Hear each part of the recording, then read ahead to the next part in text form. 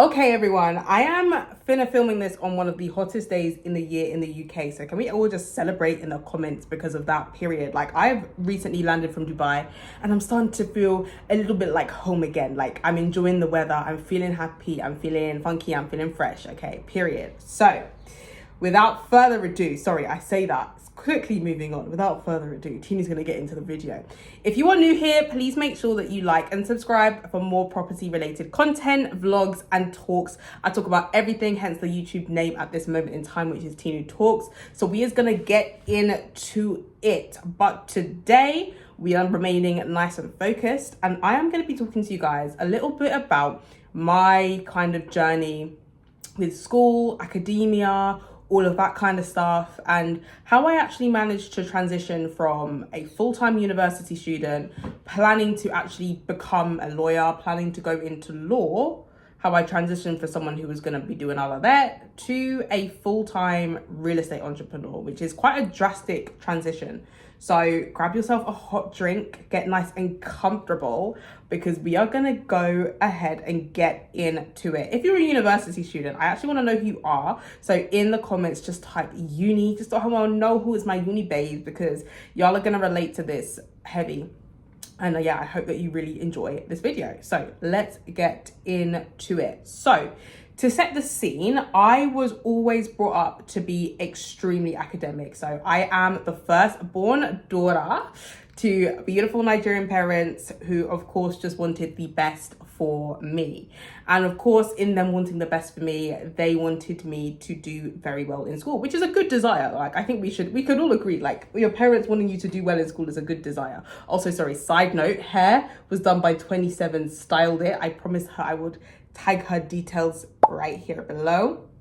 So if you are interested in that, please do make sure you message her. She is based in London. So if you want to get your hair done in this slick style, see, it's just even the edges are even edging. Okay, make sure you message her. All right, cool. So parents, context, family, background, all of the things. So they wanted me to do really well in school, of course, which is a really good desire. I think it's good that my parents wanted me to do well in school. But inevitably with that, there was a little bit of pressure on me to do super well academically. So where I grew up, there was this exam that we did at aged 11, y'all, aged 11. And that exam was called the 11 plus, obviously, 11 plus exam. And what that exam basically did was enable people to get into like what's called a grammar school, which is basically a school full of like really, really smart kids, and they're all kind of taught in a slightly different way to like boost their learning. So all of the African parents in my region, they wanted their kid to get into a grammar school, y'all, like, you know, that was the thing. So I actually started like lessons in terms of tuition and things like that from the age of probably 9 to actually get into this quote unquote grammar school and like impress my whole family. Like, my cousins got into a grammar school, they're a little bit older than me, and now it was finna my turn to show up. So I go to the exam now, sit the exam, and you know, I wait for my results, and who guessed it, unfortunately I failed. There was more than one school that I was doing an exam for. I failed every single one of those exams. Like, it was so sad. I just did not meet the pass mark, and therefore I did not get a place at that school, which meant that I had to go to a state school. And like, growing up, like, my people around me were like, oh my gosh, like, you don't want to go to the state school. People are like, people who go to those schools, they don't get GCSEs. They end up working at McDonald's. You're going to end up at McDonald's if you go to that school, which of course, like, being a little bit older now, I know that's of course not the case, but I was essentially told that if I didn't get into a certain school, baby, you was not gonna be anything in life. So as you guys can imagine, that was a lot of pressure on me as a young fine baby girl. Okay, as like I would have been, when I sat the exam, I was either 10 or 11. That's a lot of pressure on a 10-year-old, right? But because I didn't get in, I always really wanted to prove myself academically. Like, I wanted people to know that, yes, Tinu is that girl. Like, she is smart. So even in class, I was trying to be an overachiever in secondary school. Like, you know, doing the most, trying to get the grades, and like, in some instances it paid off, in others it didn't. In my GCSEs, I did pretty average. I got A's, B's, and a C.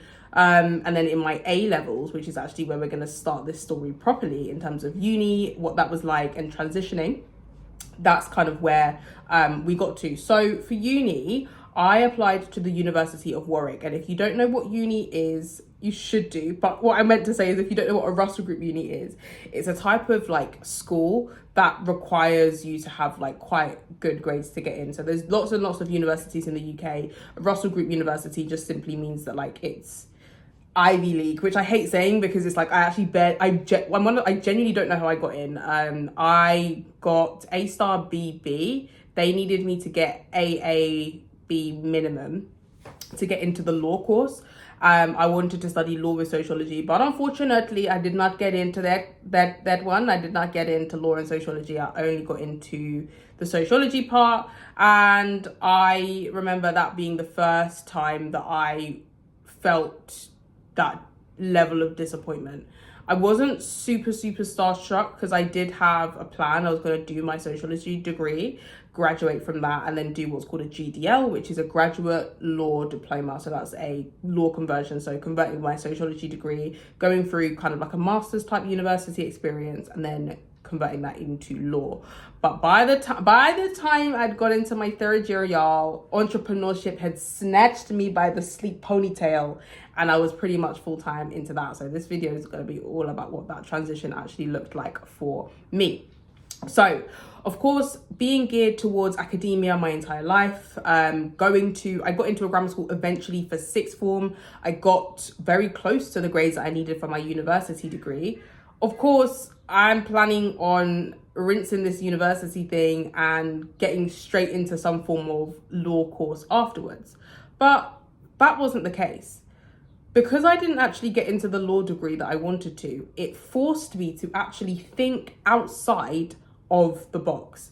This is one of the first times, minus not getting into a grammar school, where I actually had to go through a different route in order to get what I want. And at the time, what I thought I wanted was to do law. But I also had in the back of my mind, if for whatever reason law didn't work because I didn't get into that degree, what other career options are there? And I had to sit there and I had to assess, why did I want to do law in the first place? Yes, partially just to please my beautiful Nigerian parents, but also because I like that status of, okay, cool, she's like a lawyer now. She's a black lawyer. I used to watch Suits and just like be really inspired to a certain degree, where it was like, oh, this looks cool. Like this is boss babe stuff. But whenever I went to like, not internships, but like open days for law or anything to do with law, I found myself, in all honesty, guys, I think this is a safe enough space. Well, it's YouTube, it's not, but you know, I think it's pretty safe for me to share. I actually felt I got a bit bored, didn't I? I just wasn't that interested in the topic.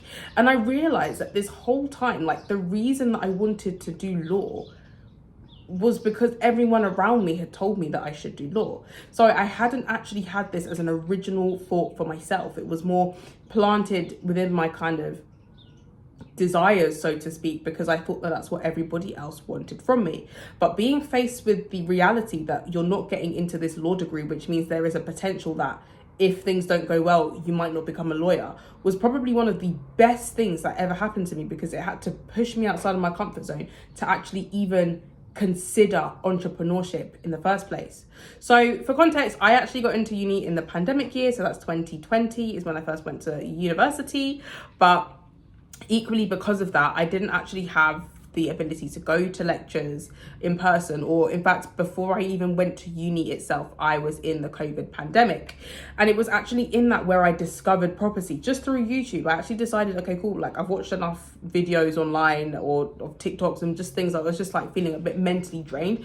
I was like, I actually need to learn a new skill. Like I actually want to learn something new and get interested in something. So I came across property. I came across rent-to-rent property deal sourcing, which essentially was a method for you to get into property without having to pay any rent, any mortgage, any bills, and still being able to make thousands of pounds.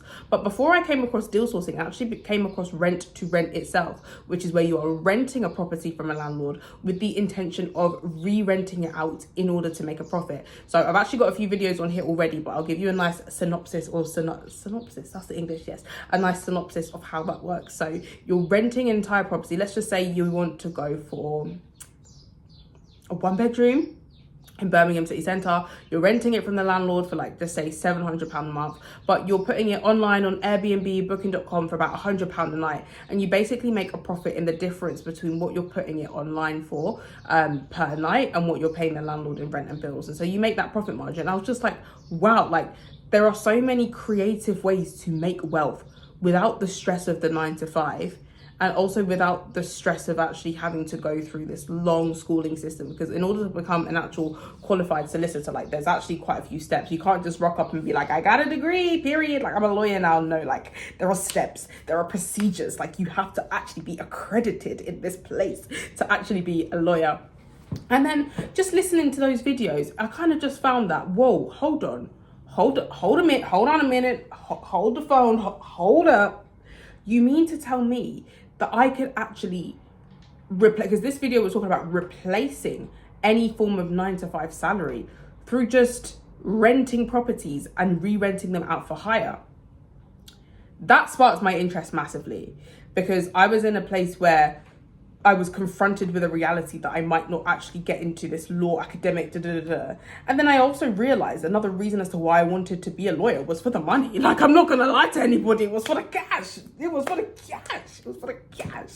I wanted to be able to make a significant amount of money. Like, I wanted to be what we like to call financially free. I wanted my own stuff. I wanted my own car. I wanted my own house. Like, I wanted to be that girl, quote unquote. You know, and I felt like law, my mind was just so geared to law. I thought that was the only avenue to get there. But what this video was telling me now was that there are other avenues to actually generate wealth in what I like to now call creative cash flow or creative wealth. I'm able to create wealth from my own hands and do this thing where I'm renting something for lower, putting it up for higher and making a profit in the difference. Or even property deal sourcing, which I came across after, which is even simpler, which is I'm simply finding properties for people who do the rent to rent. Like they say, oh, I'm looking for Wimbledon, I'm looking for Birmingham. I just find them properties, pass them on, and I get a 3k fee. And these lot in law were telling me that I'm going to get paid a 3k salary per month on a good, like as a starting salary, and then it can go up after I do a lot of grueling, a lot of training. But what these men were telling me here is that I don't even need to do all of that and I can still be making cash. Cool. So at that very point, my mind was changing. My mind was indeed changing, okay? Because I had thought one way, but I've now seen another way of thinking, another way of actually, you know, getting this out there. So it kind of stuck to the back of my mind. You know, at this point, I'd already accepted my offer to go to the University of Warwick. I went through first year, pretty academically minded. But I think it was in second year, because there was a second pandemic again. There was a second pandemic again in 2021. So I would have been in first year. I would have been in first year. Yeah, I would have been first year then. And I think a little bit of the summer of first year, there was a bit of pandemic-y things. But nonetheless, I put it back in the back of my mind because I was on the path of academia, so I like to say. Okay. However, it wasn't until my second year when I started actually putting myself out there. So I started attending free networking events, speaking to other people, and actually hearing people's stories about how they're actually planning on quitting their 9 to 5 to get into property, which was something I'd never really heard of before. Like, it was more so you do a 9 to 5 and you just have a few buy-to-lets. Buy-to-lets is basically when you purchase a house and you rent it out to a family and that's it. You might profit in this day and age maybe around £300 after all expenses, £300 to £600 after all expenses, but you put in a lot of money into that house. Like, you're over 25k most of the time has actually gone into that house, right? To only be making what, £600 a month was crazy to me. But again, people actually buy property more so for the fact that it's going to appreciate in value over time. But that's what I was used to. But I was actually hearing that, no, these people want to quit their jobs in order to actually go full-time into rent to rent or full-time into property deal sourcing. And then it kind of clicked. I thought, well, if they're doing this full-time and they're quitting, whilst I have so much time in my university degree, because what that looks like in uni, like you might have a 9 a.m. lecture at one point, and then your next lecture isn't until maybe 4 p.m. All of that time during the day, what was I realistically doing? Maybe a little bit of uni notes here and there, but mainly meeting up with people or going on TikTok. Realistically, my TikTok addiction had really spiked at that time. I'm not going to lie to anybody, right? You know, that's what I was doing. So it was like, why not use that time to actually do something valuable, to actually do something useful and get into property? So my second year of university, I actually registered my business. So after going to these networking events, meeting people, really taking out a lot of time to learn property deal sourcing, because deal sourcing was the one that I was sure that I was able to do because it revolved minimal capital, in the sense that you just have to get yourself fully compliant, which cost around £1,000 approximately. I was getting SFE at the time anyway, so wisdom suggests that you can just use that at that moment in time. And all I needed to do was literally connect two dots, find the investor who is looking for a property, and then connect them with a landlord or an agent who has a property that they're looking for. And they do all of the rest in terms of turning it into a luxury Airbnb if they do service accommodation. And they are going to do all of the hard kind of shifting. So I actually registered the business in 2022. I would have been a baby then. I would have been 20 when I registered it, but 21 when I kind of was I was 19 rather. In 2021 I was 19 years old, getting into like the whole rent to rent scene, like seeing what it was all about. So fast forward now to the day that I actually sell my first deal. At that point, I'd been hustling, I've been grinding, I've been making these connections, I've been speaking to agents, landlords, I've been speaking to clients. I finally found a client who actually ideally took on a property in the area in which my university was, which is in Coventry. And all I literally did was find a property in Coventry. And I remember, and that was for his Airbnb business. It was a studio right near to this place called Pool Meadow, which in Coventry is basically like this like garage place. But long story short, it's an area where the coaches come in, which is a good thing for people who are looking to like travel and all of those things. It was a great location. Managed to find him that, and the fee that we charged him was £3,000. And like, I remember the first time that I'd seen that kind of money drop in, it was such an out of body experience. Like, I had never seen that much money in my account other than Student Finance England. I had never really seen thousands of pounds like that before. And the role that I played in that transaction was so simple. And this all happened whilst I was in university. So I was umming and ahhing about whether I wanted to pursue law, whether I didn't want to pursue law. But after I received the first sale in my business, I realized it was not law again. It was not law again. Oh my gosh. It wasn't law that I was in need of. No. I realized, hold on a minute. I'm able to actually generate and create wealth. All I did was find him a property and he paid me for that. So I kept on doing that all throughout. This is now all the way into my third year of university. So I registered the business in the summer of second year and started actually working pretty much fully on that business alongside my degree in my third year. Every single month until exam season, I was selling at least one deal, or on a good month, 3 deals. So if the sourcing fee was 3K, I was making anywhere between 3 to 9K turnover per month, which was a lot more than what some people in the graduate jobs were even offering me at that time, okay, which was absolutely crazy. So I got obsessed with this. Like, I was like, hold on a minute, I no longer want to go into law. Like, I actually want to do this thing full time, not just deal sourcing, but I wanted to use the money that I got from my deal sourcing business to actually build out my own rent to rent business itself. So instead of waiting and hoping and saving for this rent to rent thing, I'd actually really like to just use the income that I got from my property deal sourcing business in order to actually sustain my rent to rent business.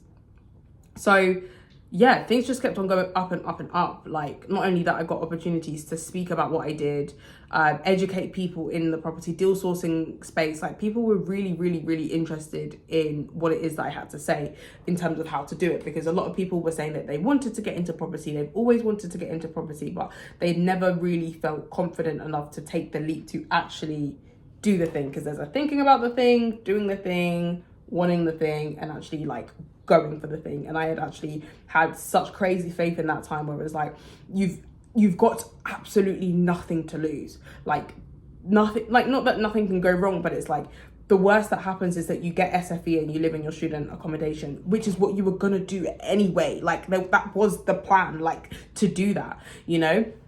So I started really educating myself on financial literacy, what to invest in, how to make money online. And my property deal sourcing business, I ran the whole thing online. So I was literally making connections with these clients. They'll kind of give me like a list of what properties they're looking for, and then I'd spend time on Rightmove, Zoopla, Gumtree, finding those properties, speaking to landlords and agents on their behalf, collaborating with other property deal sources as well to see, hey, have you got something like this, and just closing these deals. And I was making I made my first £10,000 doing that strategy pretty much within my first year of ever actually doing that, which was absolutely crazy. And because you're the person finding the properties, your margins are quite high. And when we say margins in business, we're talking about how much you actually keep, because what you're offering is a service. This is what's called a service-based business. And the thing that I spent was actually my tea for time. I'm gonna curl this nice and neatly like this. The thing that I was, yeah, there we go. The thing that I was actually spending was my time. That's what was being spent as opposed to my money. So I was able to, you know, wrap that up. And like, I remember just certain things, like my friend had a birthday party, and I didn't actually do this in the end. I was thinking about it. But my friend had a birthday party and we all went out for a meal, and then bill came up to like 500. There was like 20 of us there. And I remember looking at my bank account and thinking, I've actually got more than enough money in here to actually cover the bill for absolutely everyone. Like, I elevated to a really high financial position for my age in a very, very short period of time, right? Which was absolutely crazy. It was just one of the best things I'd ever seen. And I think the rewarding element of this was I was able to do all of this through using my hands as just my way of saying, like, I did it of starting a business. I didn't have to get a job to do this. This is one of my first times seeing that I'm able to make money in a career of some sort without having a job. Like, there was no concept prior to that in terms of working without a job or getting money without having some form of income provider, which was a job, you know, to the extent that, like, for me, I prayed in terms of what's the direction after third year, because at this point I'm failing my degree, not because of the property thing, but partially because of the property thing, mainly just because all of my kind of uni efforts was so that I had the goal of getting into law. So the goal was law. If I finish my degree, I get a good degree, I can get into a good law school. But because I, at that point in third year, no longer even wanted to go into law, it's like I'd lost sight of the goal. And if you don't know your why, you're going to wonder why you were here. And then you're going to eventually kind of like not fully put your effort, your space, and your time into this, if that makes sense. And I'd already got into that stage. So when it came to writing my dissertation, it was hard. It was a 10,000 word dissertation, realistically about a topic that, you know, I cared about, but not necessarily 10,000 words worth of care. Do you see what I mean? And it's like, I had a lot of anxiety around that time. I was having panic attacks. My mental health literally went to the bottom of the floor. I had to actually postpone my graduation. I didn't get to graduate until last year. So I'm posting this video in 2025. I didn't actually graduate until 2024, which is crazy. I know. I actually know. I did not graduate my degree until 2024. So it was 2020 until 2024. I had to delay my graduation because the anxiety just got so bad that, like, even waking up, going to the library, like, all of those things, it was so difficult. It was so difficult, and I'd never experienced that level of anxiety before. I'd never felt that afraid of failure before, and I don't actually even understand why I felt that way, because it was like, at the end of the day, like, your business is doing well. I had to pause business things as well because I had to concentrate on getting the degree, because he who starts a good work will finish it until the day of completion. Like, I can't just not do the degree no more. Like, you know, I've invested into this. I was in my third year, so it was too late. I'd registered the business in my second year, so it was kind of like I was in the middle of it, so it was too late to kind of turn back now. So yeah, I had to go through with it. But yeah, like it was not easy at all. And yeah, so for that reason I had to postpone it, and it was just so, oh gosh, 2023, like that time, I'm not gonna lie to anybody, it was one of the worst times of my life. Like it was tough. And again, the main reason is because I'd lost sight like of why I'm doing this. You know, all of my friends had got grad jobs lined up, internships lined up, they went on to do their master degree applications lined up, and deadlines and all of that, but I had nothing. Like I actually was in disobedience because I knew that I was going to continue my entrepreneurship journey, and I'd prayed about it, and that's where I felt more like led. And I remember saying, nah, I feel like there's part of me that still wants and craves that stability from what I believe the 9-to-5 can like give me the opportunity to have. So I started applying for jobs in like random things like tech recruitment, things like that, and I applied, and I got to like the in-person interview. So there was a telephone interview, I think there was a video interview, then I got into the in-person. I'm like, yeah, I've got this, I'm gonna get this job, like there's not even a problem, like I'm gonna eat this down. It comes to it now, everything was going well. I'm just ready for this guy to say, yeah, like just let me know when you're, you know, ready to start, or or it's something even more professional, like we'll email you the terms and conditions of your contract. Get to the day now, guys, and at the interview, he's like, yeah, I don't think we need to see anymore. And I'm just sitting there like, period, like, ate down, like he doesn't need to see anymore because I brought it, like I prepared for this interview. I was so ready for every question he could potentially ask. And he says something to me that was so deeply prophetic. He turns around and he says to us, I think that you're going to make so much more money in your property business that this job wouldn't make sense for you because it will be like a downgrade to what you're already doing. And I was just like, oh my gosh, like what a holy slap in the face. Because at this stage I had been known that I was gonna be a full-time entrepreneur, but in all transparency, y'all, I was just scared. Like I had no idea what full-time entrepreneurship would mean for me. You know, I was doing it alongside uni, but the plan was to get some form of long-time job to just kind of like keep me afloat whilst the business was growing. But I was just like, like the grad job safety net that you were trying to get, no baby, you're not getting that safety net, baby. Like you're done, you're done. And I was just so shooketh because like I wasn't expecting that. I was not expecting that. But yeah, long story short, I actually took that leap and we went for it. And I think turnover wise, which is how much the business generated in 2024, was probably 6 figures. So that's over £100,000 in 2024 that the business had generated, which is, it's absolutely insane. Like first time I've ever paid taxes as well on something that I've actually done. Like, you know, taxes part wasn't actually not too bad, but it wasn't obviously the highlight. But the highlight was that actually, no, you actually got a 6-figure business now. Like it actually happened for you. It actually happened for you. Like it occurred, mate. It actually occurred. Yeah, I had a 6-figure business, but at that stage, and like if I had never taken that leap, if I had never like gone through this process, like I wouldn't have actually been able to achieve that, which is crazy. You know, fast forward to now, like the businesses across, I've got three.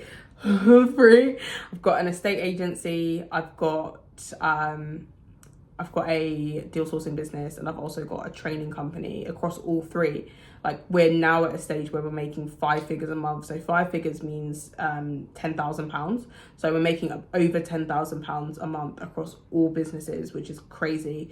Like that, we're well above actually turnover wise. In May, we must have gone and done, I think it was £35,000 across all businesses, which is crazy because I'd never even seen 35k before. Like that is someone's yearly salary that my business has turned over in 1 month, or businesses rather, because there's 3 of them now. You know, so like if you're ever on the fence, just kind of deciding whether or not you want to, you know, go into entrepreneurship, like let this be your sign to go for it. Like, yeah, let this be your sign to go for it, because you are more than capable. Like I said, I registered the business at 20, started looking into it quite heavily at 19, and I'm 23 now, and yeah, we're doing really well. Like this is just the floor, meaning like this is just the baseline, this is just the beginning. Like we're about to 10x this thing. Like we're about to go all the way to town, like, because I'm telling you now, this is just the finna beginning. This is just the finna beginning. And I just want to give this video for context about a bit about who I am, my academic background, and like how I got into property. And I hope this covers that. This video was gonna be titled How I Transitioned from University to a Six-Figure Entrepreneur, but I'm actually going to title it something along the lines of how I went from academia or being academic to being a business-minded person, something along those lines. I'll think about a nice title for you guys, Sha, because I very much rambled on here for 30 minutes. But if this has been helpful for you, please smash the like button and give this video a massive thumbs up. Please share it as well and subscribe to the channel. We are currently quite young in our YouTube journey, but trust me, I'm gonna have multiple subscribers, baby. I'm gonna have people who are following, listening, staying up to date with everything that we're doing. Like I literally just came back from my hair appointment and I put my camera up here and I was like, I'm gonna film a video. And guess what? I'm gonna bust out another one. So if you see me in this outfit again, just know there will be signs. Okay. All right, guys. So much love for y'all. Until the next video. And if you have any questions as well, please feel free to drop them in the comments. I will answer every single comment as long as it is respectful. Yeah. All right. See y'all later. Bye.